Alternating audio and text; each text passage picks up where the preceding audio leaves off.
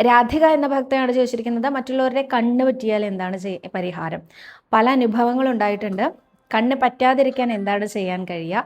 ഗുരുവായൂരപ്പനെ എന്ത് നാമം ചൊല്ലുക കണ്ണ് പറ്റാതിരിക്കാൻ എന്നാണ്. ഞാൻ അതിന് മുമ്പ് പറഞ്ഞിട്ടുള്ള ആൻസറാണ് കേട്ടോ.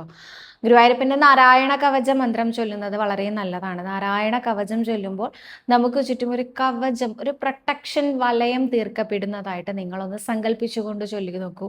തീർച്ചയായിട്ടും ഒരു നാരായണന്റെ പ്രൊട്ടക്ഷൻ അവിടെ ഉണ്ടായിരിക്കും. എല്ലാ തരത്തിലുള്ള വിജയങ്ങൾക്കും വേണ്ടിയിട്ടാണ് നാരായണ കവചം ചൊല്ലാറുള്ളത് കേട്ടോ.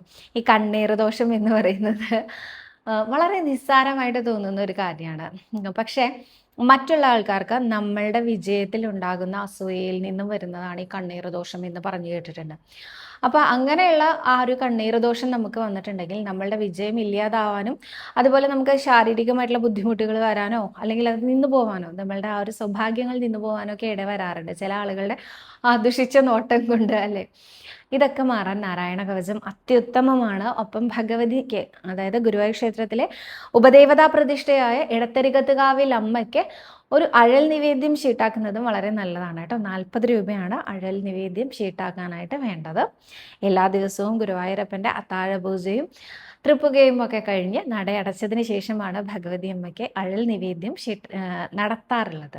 അപ്പോൾ കണ്ടു തൊഴാൻ സാധിച്ചാൽ അതും ഉത്തമമാണ്.